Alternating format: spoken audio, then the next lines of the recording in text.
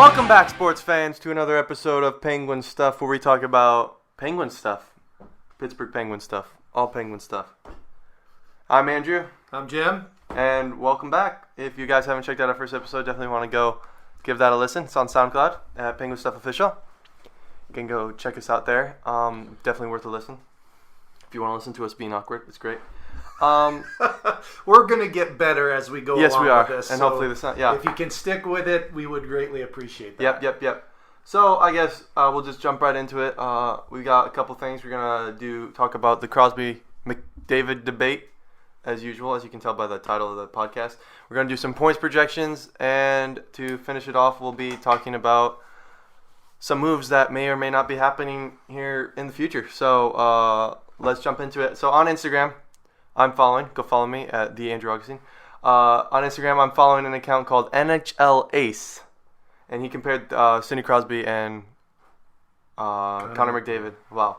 And he put them out like category scoring, playmaking, defense, physicality, skating, hands, IQ, impact, and clutch, and picked the better of those two. I have a question. Yes, what's the question? So did, as he was setting this all up, now granted it's on Instagram, so it probably wasn't a whole lot of explanation as to why he chose the things that he chose. Mm-hmm. Is that correct? Yeah. Okay, so we don't know what his thinking was behind, like why he would say McDavid is better at this or that, or Crosby is better at this or No, that. he didn't, yeah. Okay. Well, I just want to be fair to him that we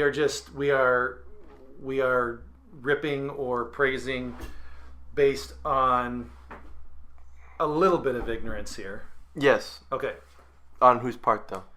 Well, ours. Yes. Because we don't know his thought process. Yes. Anyway, he has McDavid better at scoring, playmaking, skating, and the hands. And Crosby is better at defense, physicality, IQ, impact, and clutch. So, do you want to start a shot? I'll start. What category are we going to start with? Are we just going to do the whole thing as one? I just did the whole thing as one. I mean, you may have it split up, but I agree with him for the most part because I was looking at the stats between Crosby and McDavid from last year. Okay. And McDavid had 16 more points than Crosby, killing him in the assists. He had 41 goals and 75 assists, as opposed to Sid's 35 goals and 65 assists. So he had 10 more assists than Crosby. How many more goals? 6 more goals. So the only problem I have is him giving Connor the hand category because Crosby's way better at the hands. Will be for a while. That's my opinion. That's my take. Okay. You can go ahead and hate me for forever. The my take on all of this is okay. You can throw out stats. You can throw out whatever you want to compare these guys. The bottom line is, as you look at a body of work in comparison, okay, so where McDavid is in his career to where Crosby was at that same time in his career. Yes. Okay. If you look at that, Crosby's better. Slightly, but he's still better. I would also argue that Crosby, stat-wise, he doesn't have to be the guy on his team. No. Where McDavid is one of maybe 3 scorers on that team, Crosby is one of maybe 5 scorers on his team, or at least for the past 2 or 3 years. So Crosby doesn't need to score so many goals or produce so many offensive statistics as McDavid does. True. Does that make sense? So as we look at, for the past 3 years, you got Crosby, you got Malkin, you got Kessel, you've got you had those 3 guys. You had Kunitz was on those teams. Granted, not a huge scorer, but still playmaker, someone you had to watch for on the ice. You had more guys around. Gensel last year and the year before. With the addition of McCann and Bukestad, I think you've got more guys. And Galchenyuk, you've got more guys who can fill the net. So Crosby doesn't have to score as much as McDavid does. You got McDavid and who's he playing? There's Draisaitl. And maybe no, they lost him.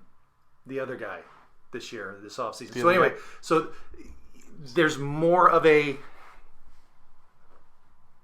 I don't know what the word is. Desperation's not the word, but there's more of a pressure on McDavid to score, to make the play. So to look at it just in a sense of statistics, I think is short-sighted. I'm just saying. However, I think that if I were looking at his giving playmaking ability, he gave playmaking to McDavid. Am I right? Yes. Okay. I disagree with that for the sense that I think that as I look at Sid and as I look at McDavid, I think Sid plays a better overall game that makes the players that are on his line and playing with him better.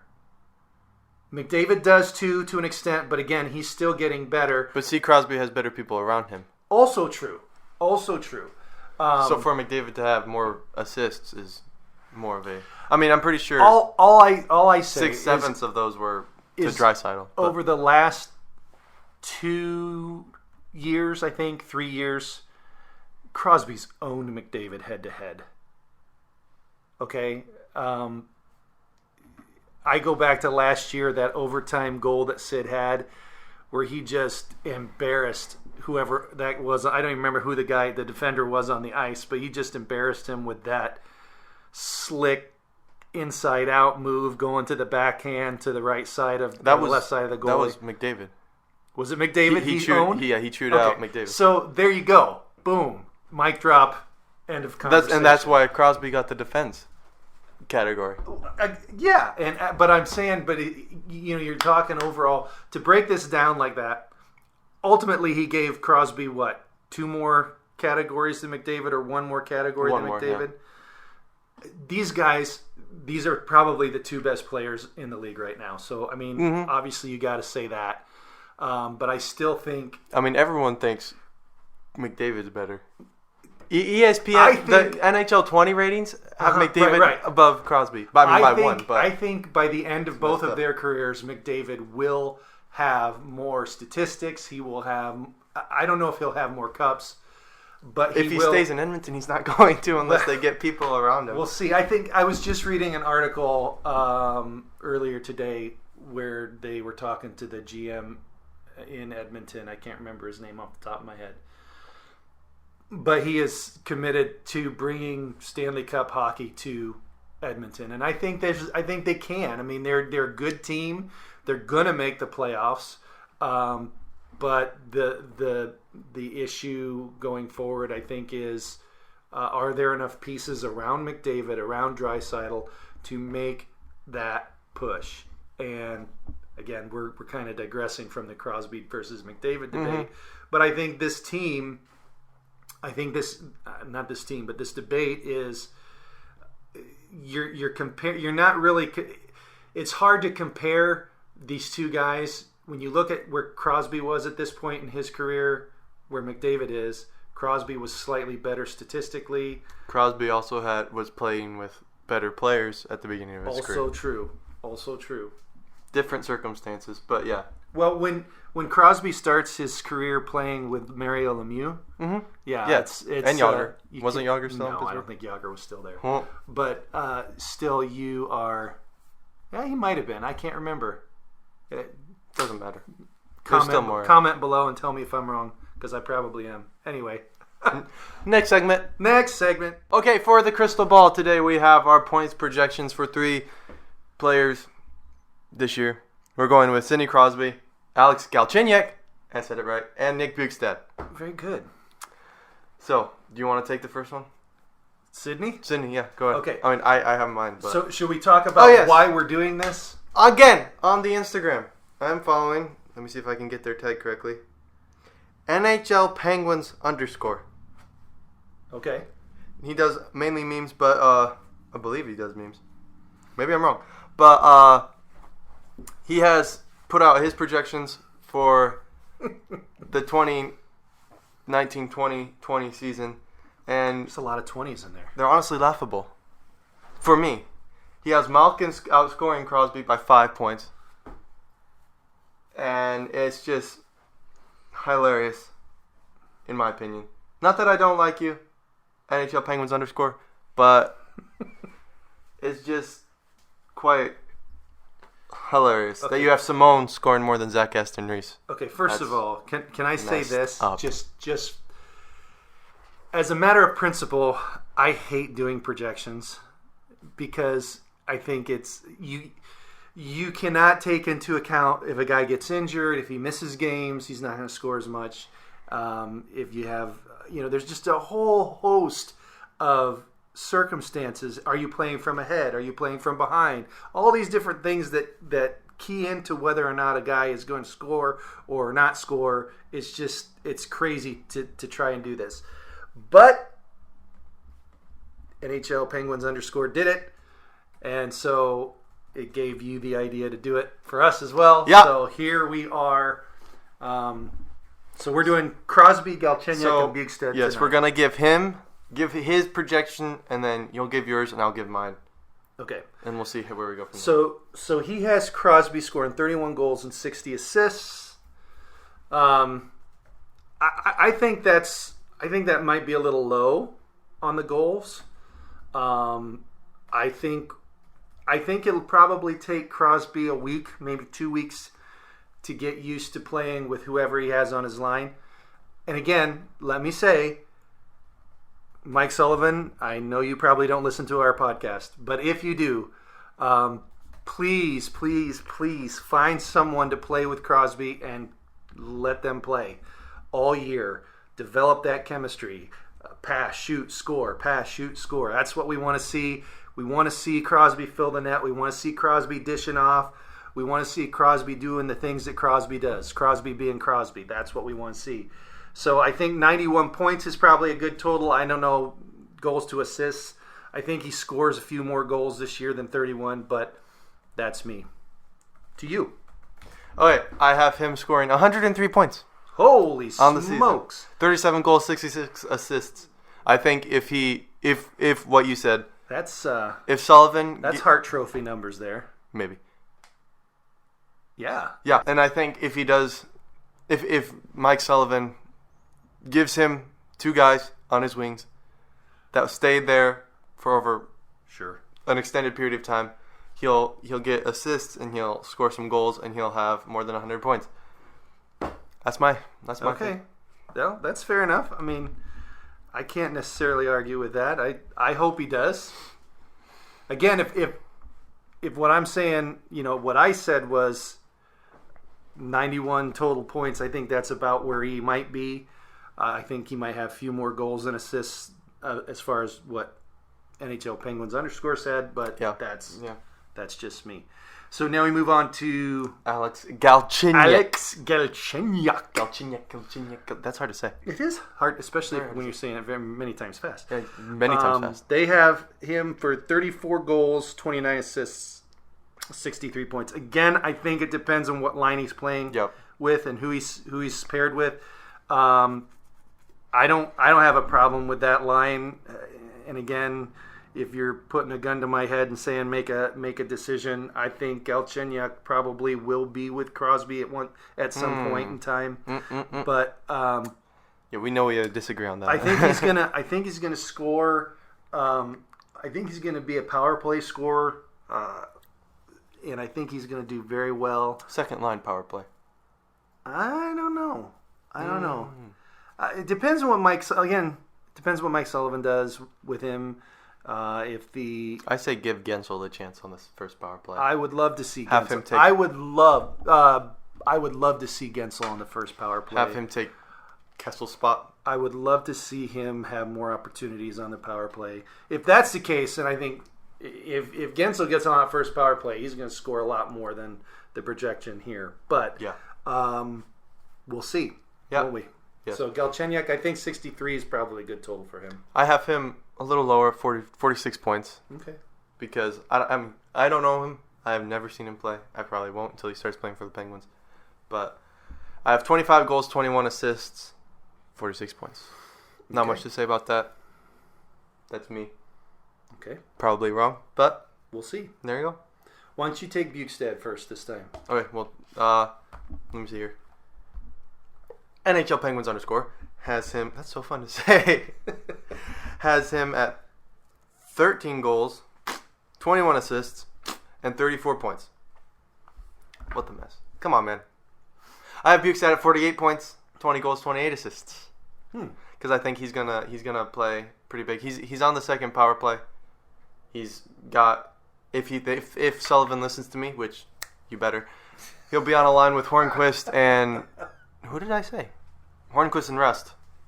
And as at that third line center position? Yes. Okay. And hopefully, I mean, he'll get assists. That's the thing. 20 goals, 28 assists. With Hornquist in front of the net and Rust doing the one-timer thing.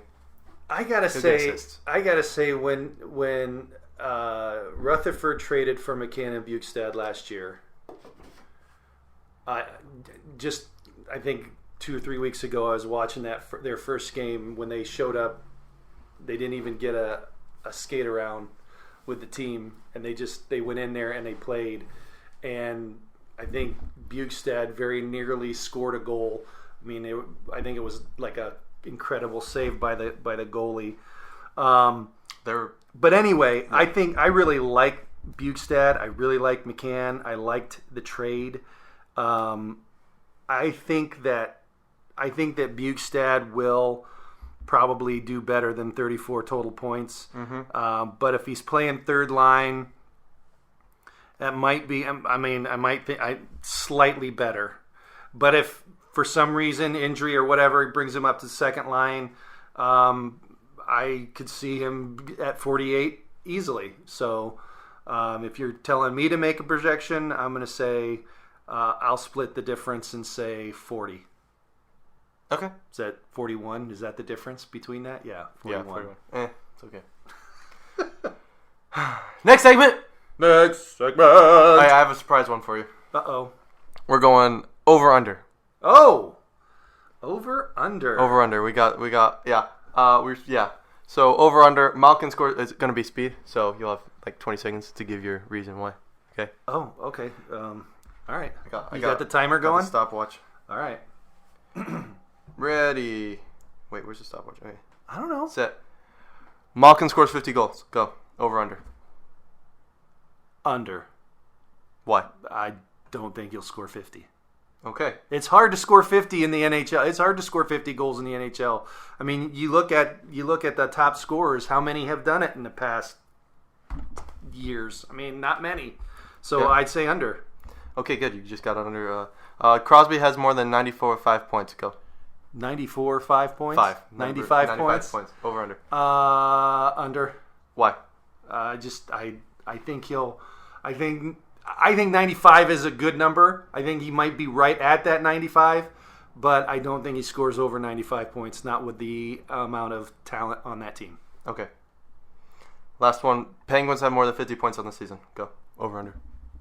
More than 50? 50, like, you know. In the standings? Well, yeah, standings. 50 wins. 50 wins. That's what I meant. Okay, 50 wins. 50 okay, wins. Not 50 points. No, 100 points. Okay, you got to restart the clock because I didn't understand the question. Okay, so Penguins have more than 50 wins. Over. Over? Yeah. Gosh. No. You have 10 seconds. No. I'll think they'll be under 50 wins. They'll make the playoffs. I don't think they'll be under 50 over 50 wins. Okay, time. So if they make the playoffs, that wild card, Penguins are wild card this year. I think they'll be one of the top 3 teams in the Metro. Metro's gotten a lot better over now. Talent pool wise, the Metro's gotten a lot better. But as far as whether all of that's going to mesh into chemistry, and if the Devils are going to be better, if Washington's going to be worse after they lose their guys, if the Islanders are going to, are the Islanders going to be the Islanders we saw last year? I don't think so. I think that was kind of like a Vegas thing. But we'll see. Before. Well, and Vegas made the playoffs and probably should have won their first round playoff series. It's true. Outside of a bogus major penalty call. Wasn't that the hand pass thing? No, it was they said a guy checked a guy in the back of the head where he actually checked him in the back, but it moved up and slightly hit him in the head. But it should not. Even the referees after the game said that we blew the call. So ultimately, didn't they get kicked out of the ref in the playoffs too? That was, I don't know. Or is that the? But this was Game 7 against San Jose. Yeah, and then it went into overtime and they lost Turtle. Yeah, Turtle. Okay, now we get on to the talk. Jake Gardiner is still at this point being still a free agent. Yeah, while we're recording this, is still a free agent. The Penguins have been interested in him. I've heard. I don't know if that's gonna happen, but if it does, who do we get rid of to clear some cap space? You give your first one. So you're asking me. So the question is, you're phrasing the question like we're going to get Jake Gardiner. Yes. Who do we give up as far as to make the cap space for Jake? Yes.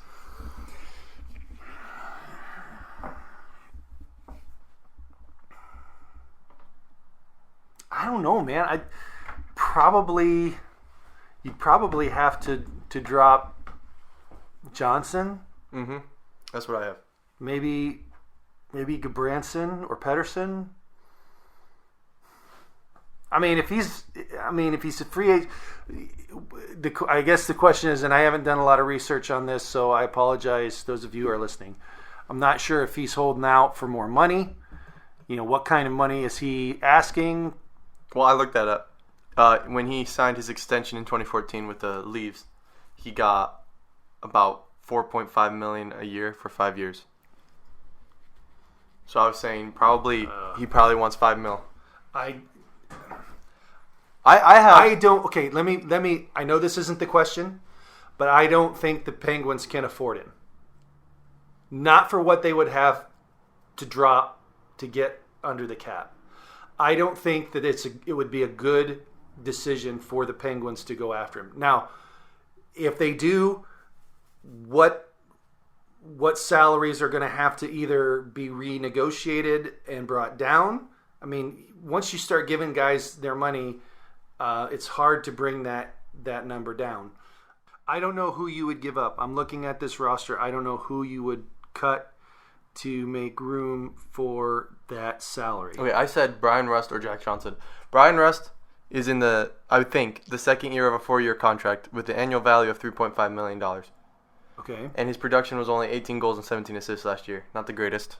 Okay. So you could easily drop him because we got Cahoon and, to take the place of Rust. Okay. And then also Jack Johnson. He has a contract worth $16.25 million over the course of 5 years. Oh, okay. But that only equates to what, $3 million a year? I know, but if you get rid of both Brian Rust and Jack Johnson, we could do it. Johnson had a plus-minus of 4 last year, but it wasn't great. And we also have Trotman, we have Pettersson, we have Schultz, we have what's his name, Gabranson, who would all fill in that spot. Plus, getting Jake Gardiner, who I'm not sure what his plus-minus was last year. He's a defenseman. His plus-minus last year, I can tell you right now, he was a plus 19. Plus 19 in exchange for a -4 defender and a guy who only scored 18 goals last year. You are in love with the plus-minus, aren't you? Yes. Okay. I believe that that says a lot about a person. Okay, so his overall play. His last 3 overall in his career though, he's only a plus 9. Just to let you know too, as we're looking at plus-minus, in 2014, 2015, he had a season where he was minus 23 on the season. So, yeah, I don't know. You can live or die by the plus-minus, or you can, I don't know. Sure, Jake Gardiner is, where is he? Is he even in the top 10 defensemen in the league? I don't think so. Is he? I think he made the. Is he the best defenseman on the Toronto on the Toronto team? He was the second. He was on the line with Morgan Riley. Okay, so you would say that the top. Where is he? Are we looking at? So he was on with Mike Riley. Morgan Riley. Yeah. Okay. I don't know, Andrew.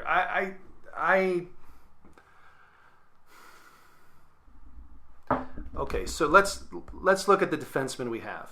All right, we've got Dumoulin, right? Mm-hmm. That's our first line. Yes. Dumoulin. We've got who's our second line? Schultz and Pedersen. Schultz and Pedersen. I think that's what we were saying it would be. Okay. And then Gabranson and Ruedel. Gabranson and Johnson. Yes. Oh, Schultz and Pedersen. That's no. It wasn't. It was Johnson and Pedersen and Schultz. No, Johnson and Schultz and Gabranson and Pedersen. Okay. I believe is what it was at the beginning or near the end. And we've got Ruedel and Trotman also on our roster as well. Gosh, I don't know. This is such a what if situation. And again, I am not a general manager. I don't have all that information as far as where we are cap wise at my fingertips. But I will say that if you can bring in a guy like Gardner without giving up too much, then I'd say go for it. But if you have to sacrifice known chemistry for unknown, I would say don't do it. That's just me. But that's neither here nor there, I suppose. So Okay. Okay? Well, that's our take, I guess. Well, don't sound so excited about For what it. it's worth. Thank you guys so much for listening to this podcast. That's what it's called. Podcast. Make sure you guys subscribe. Comment below. Any questions, comments, concerns? Well, that's why you're commenting, because it's a comment. Comment, concerns, or complaints that you have.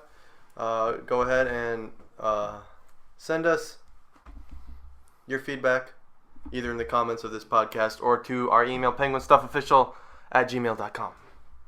And we will possibly answer it in a upcoming podcast. Go follow us on Instagram at penguinstuffofficial, Facebook at penguinstuffofficial. Yes. And all that other good stuff. Is it really only 30 days until the puck drops on the season? I do believe so, yes. So October 4th October is our 3rd. first. October the 3rd. 3rd is our first game. Well, no, not the Penguins.